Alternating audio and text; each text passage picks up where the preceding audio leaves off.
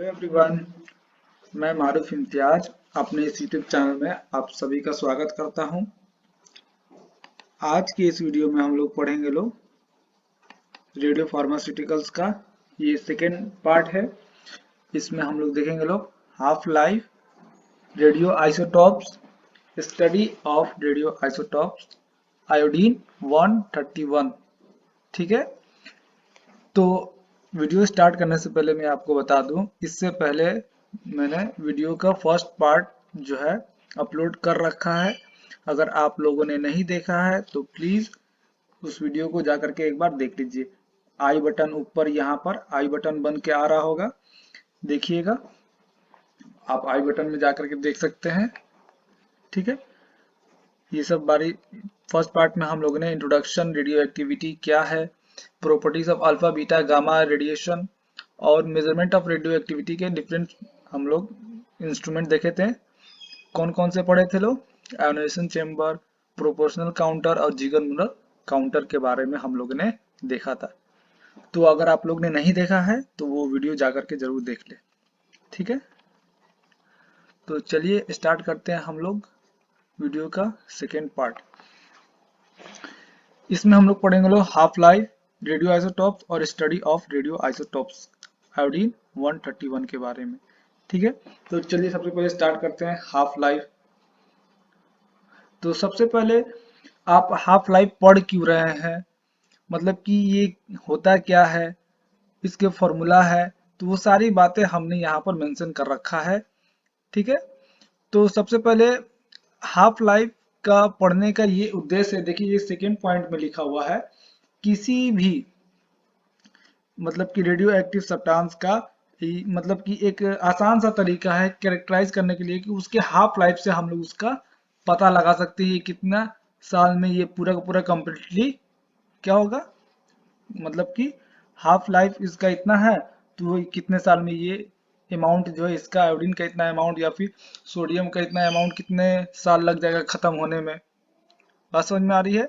तो ये चीज हम लोग हाफ लाइफ से पता लगा सकते हैं। देखिए यहाँ पर बहुत सारे रेडियो एक्टिव सब्सटेंस, जितने भी रेडियो न्यूक्लाइड्स होते हैं, उन सब का जो है रेट ऑफ डिके यानी घटने का जो, मतलब कि बेसिकली आप ऐसे समझे कि कोई भी सब्सटेंस जो होते हैं वो क्या होते हैं, मतलब कि जो रेडियो एक्टिव होंगे तो वो एक स्टेबल कंपाउंड नहीं होंगे, और वो क्या करेंगे, स्टेबिलिटी को गेन करने के लिए हमेशा अल्फा बीटा गामा रेस को मतलब क्या करेंगे, रेडिएशन के फॉर्म में इमिट्स करेंगे। तो यहाँ पर फर्स्ट लाइन में ये बात कह रहा है कि जो इमिट्स करते हैं, अल्फा रेज इमिट करेगा तो जाहिर सी बात है अपने वजन में भी घट जाएगा वो, क्योंकि वो अल्फा क्या होते हैं, चार, उनका क्या होता है, एटॉमिक मास यूनिट होता है। हम लोगों ने पिछले वीडियो में पढ़ रखा है ना। तो यहाँ पर देखने को मिल रहा है फर्स्ट लाइन में, तो ये बात ये कह रहा है रेट ऑफ डीके सबका एक जैसा नहीं होता है। अल्फा अल्फा जो है होगा, बीटा होगा, गामा होगा, तो जो रेडिएशन देगा उसके हिसाब से वो क्या होगा, मास में डिक्रीज होगा। क्लियर है बात को? और जरूरी नहीं है कि रेडियो एक्टिव जितने भी सब्सटेंस है सारे के सारा अल्फा ही रेज इमिट्स करे। बात समझ में आ रही है? कोई बीटा भी कर सकता है, कोई गामा भी कर सकता है। बात समझ में आ रही है सबको? चलिए अब देखिए थर्ड पॉइंट में क्या लिखा है, half life of A radio nuclide denoted by T half. Clear है बात को? ये चीज आगे वाले जो पॉइंट में लिखा हुआ है कि अगर एक इनिशियल सब्सटेंस को हम लोग एन नॉट मान ले, ठीक है, एन नॉट, तो वो एक टाइम बाद कितना हो जाएगा, एन नॉट बाई टू।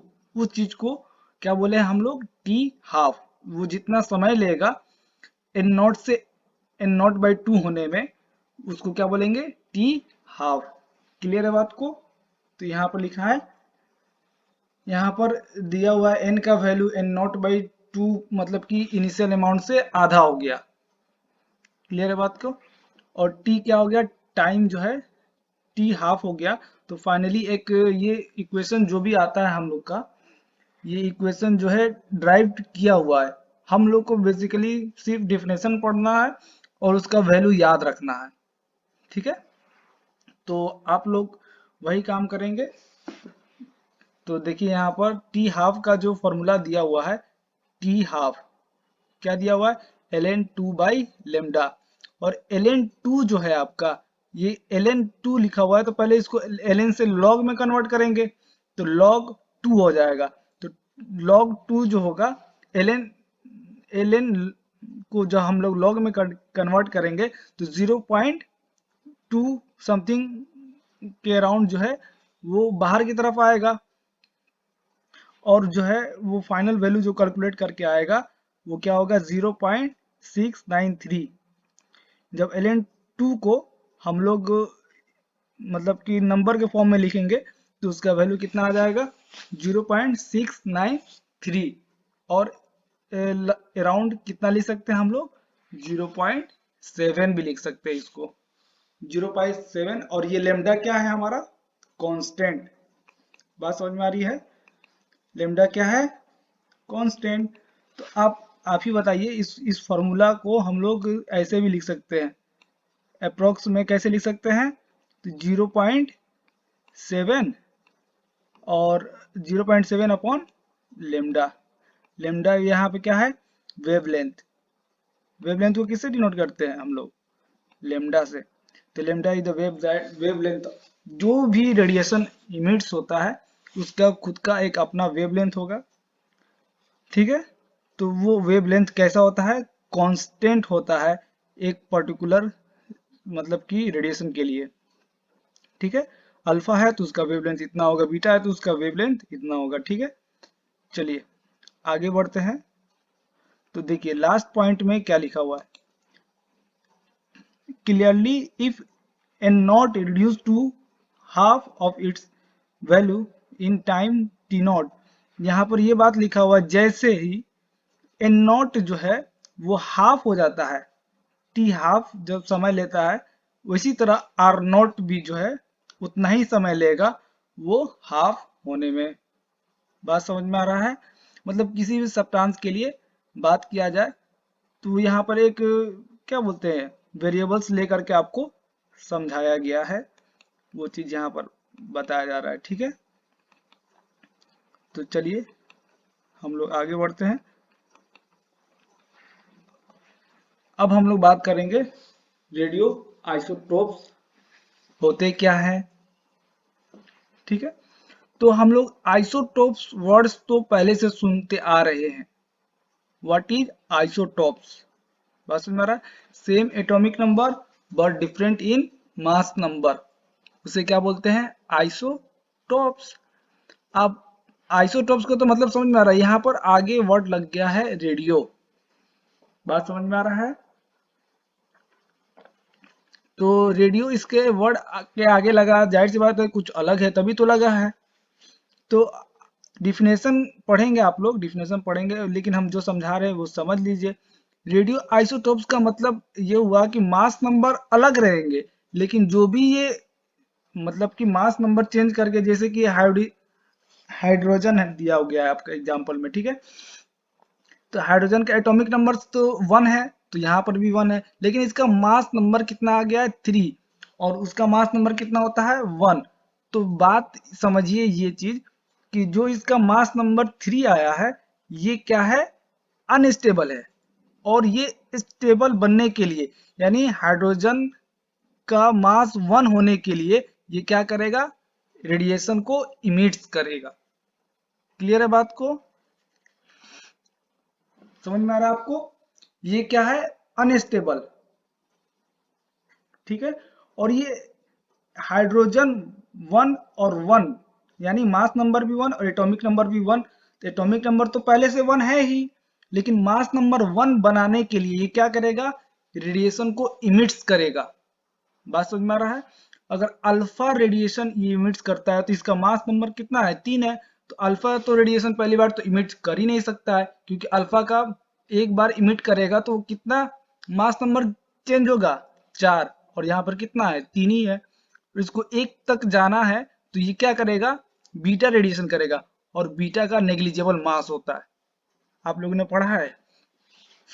और ये बिल्कुल ना के बराबर इसका क्या होता है, वजन होता है, और इतना माइन्यूट वजन होगा, वो इतना बार इमिट करेगा, इतना दिन इमिट करेगा, लगातार इमिट करता रहेगा, तो भी इसको कितना साल लग जाएगा, 12 साल, लगभग लगभग 12 साल इसका लग जाएगा हाफ लाइफ पहुंचने में सिर्फ।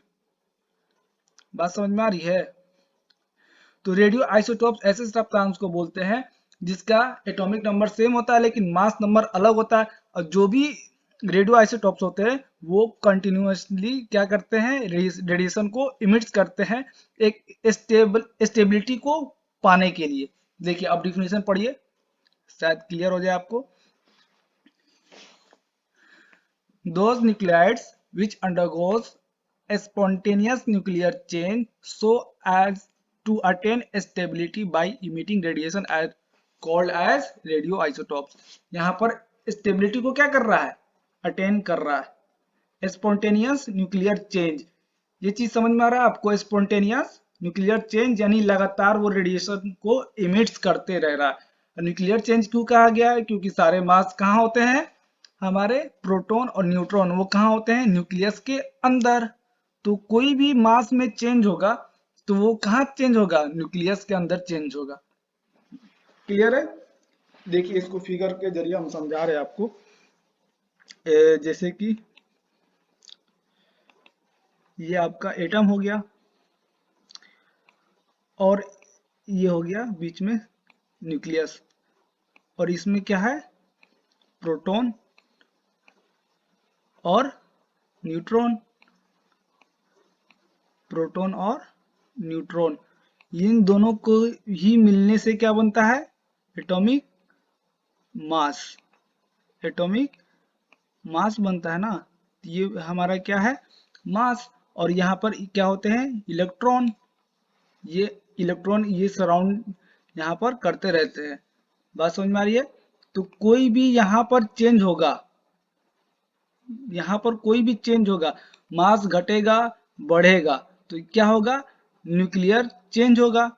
और जाहिर सी बात है न्यूक्लियर चेंज होगा तो यानी प्रोटॉन और न्यूट्रॉन में से कोई ना कोई घट रहा है बढ़ रहा है। क्लियर है बात को। चलिए आगे बढ़ते हैं। तो ये चीज को आपको समझ लेना है। अब देखिए उसी तरह यहाँ पे कार्बन 14 है, यानी कार्बन का तो एटॉमिक मास कितना होता है 12, लेकिन यहाँ पर दिया हुआ है 14। ये क्या है, आइसोटोप से कार्बन का, लेकिन कैसे आइसोटोप से, रेडियो आइसोटोप। और ये हमेशा रेडिएशन को इमिट करता रहेगा। कौन सा रेडिएशन इमिट करता है, बीटा। और कितना साल लग जाएगा इसको, लगभग लगभग 10,000 साल लग जाएगा इसको पूरा का पूरा डीके होने में। ये आधा डीके होगा तो कितना लगेगा, 5,000 साल। बात समझ में आ रहा है, 5,730 साल लग जाएगा सिर्फ आधा, अपने अमाउंट का आधा होने में।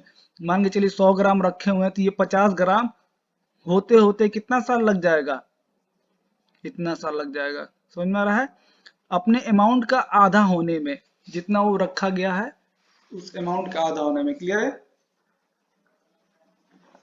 अब देखिए आगे की तरफ, ठीक उसी तरह सोडियम 24, सोडियम का एटॉमिक नंबर होता है 23, लेकिन यहाँ लिखा हुआ है 24, यानी ये क्या है, आइसोटोप्स। लेकिन कैसे आइसोटोप्स, रेडियो आइसोटोप्स। ये अल्फा और बीटा रेडिएशन इमिट्स करता है, और ये 15 घंटा लग जाता है, यानी 30 घंटे में ये पूरा का पूरा डीके हो जाएगा। अब सोडियम को हम एटमॉस्फेयर में रख दिए, 100 ग्राम सोडियम को लाए तो 30 घंटा बाद देख रहे हैं सारा का सोडियम क्या हो गया, गायब हो गया। बात समझ में आ रहा है। ये चीज यहाँ पर ये चीज को मतलब बताया गया है कि वो पूरा का पूरा आधा डीके होने में कितना लगाता है, 15 घंटा, तो पूरा डीके होने में कितना लगाएगा, 30 घंटा। क्लियर है। चलिए कोबाल्ट, देखिए कोबाल्ट का एटॉमिक मास कितना होता है, 58.9, लगभग आप मान सकते हैं 59। ठीक है, लेकिन यहाँ पर कितना है 60। तो इससे पता चला ये भी क्या है, आइसोटोप्स। लेकिन कौन सा आइसोटोप्स, रेडियो आइसोटोप्स। क्लियर है बात को। चलिए आगे बढ़ते हैं। उम्मीद करते हैं इस स्लाइड में भी कोई दिक्कत नहीं होगा आपको। चलिए अब हम लोग देखते हैं radio of study of radio isotopes iodine 131। Iodine 131 क्यों लिखा गया है? क्योंकि इसका एटॉमिक मास कितना है? 131, जबकि आयोडीन का एटॉमिक मास कितना होता है? 127 अराउंड होता है। 126.90447 AMU होता है, तो वो हम लोग 127 ही लिखते हैं। तो यहाँ पर ये जो आइसोटोप्स है आयोडीन का, वो उसका एटॉमिक मास कितना है? 131। क्लियर है बात को? तो ये आयोडीन का आइसोटोप्स है। इसका हम लोग लिखेंगे एक पॉइंट में, तो क्या लिख सकते हैं? It is the isotopes of iodine, बात समझ में आ रहा है, which continuously emits radiation to achieve a stability. Clear है बात को?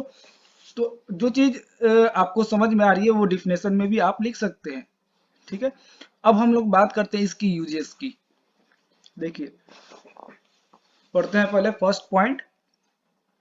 देखिए यहाँ पर लिखा हुआ है थायराइड ग्लैंड का डायग्नोसिस, मतलब कि वो use as a diagnostic aid of studying the functioning of thyroid gland। आपके थायराइड ग्लैंड में कोई भी चीज का मतलब कि गड़बड़ी हो, कोई डिजीज हो गया हो, कैंसर हो गया हो, इसको पता लगाने के लिए, डायग्नोसिस करने के लिए हम लोग इसका स्टडी करते हैं। क्लियर है? बात समझ में आ रही है? अब इसका सेकेंड पॉइंट देखिए। अगर आपके थायराइड ग्लैंड में, अच्छा ये थायराइड ग्लैंड होता क्या है ये भी तो नहीं समझ में आ रहा होगा। पढ़ा है सर, मतलब कि भूल रहे हैं, मतलब क्या होता है नहीं समझ में आ रहा। तो देखिए थायराइड ग्लैंड होता क्या है। ये जो है आपका गला, ठीक है, गले के आगे की तरफ एक ग्लैंड होता है। देखिए इस वाले फिगर में आपको दिख रहा होगा। ठीक है, तो इस ग्लैंड को क्या बोलेंगे? Thyroid gland. और ठीक इसके पीछे की तरफ एक ग्लैंड होता है जिसको बोलते हैं पैराथायराइड ग्लैंड। अब तो समझ में आ रहा है थायराइड ग्लैंड किसे कहते हैं। क्लियर है? चलिए वहां पर आते हैं। तो यहाँ पर थायराइड ग्लैंड आया था तो समझ में आ रहा होगा। देखिए यहाँ पर सेकेंड पॉइंट में क्या लिखा हुआ है? ट्यूमर। जैसे कि कोई भी कैंसर होता है तो वो मतलब कि फैलता है। बात समझ में आ रहा है? तो वो मतलब कि क्या करता है कि वो जो भी टिश्यू होता है उस सबको इन्फेक्ट करते चला जाता है। तो वो ट्यूमर कितना बड़ा है, कितना छोटा है, कहाँ पर है, वो चीज को पता लगाने के लिए, स्कैन करने के लिए हम लोग आयोडीन 131 का इस्तेमाल करते हैं। क्लियर है बात को? सेकेंड पॉइंट क्लियर है? अब देखिए यहाँ पर लिखा हुआ है used in the treatment of sewer cardiac disease. Cardiac word जहां भी आए ये किससे रिलेटेड है? हार्ट से रिलेटेड है। बात समझ में आ रही है? तो मतलब इस लाइन का मतलब क्या हुआ कि हम लोग मतलब कार्डियक डिजीज जितने भी मतलब जितने भी नहीं, मतलब कि कुछ डिजीज, कार्डियक डिजीज ऐसे होते हैं जिसका जिसमें हम लोग क्या करते हैं? Iodine 131, sodium iodide 131। बात समझ में आ रहा है? सोडियम आयोडाइड यहाँ पे लिखा हुआ है।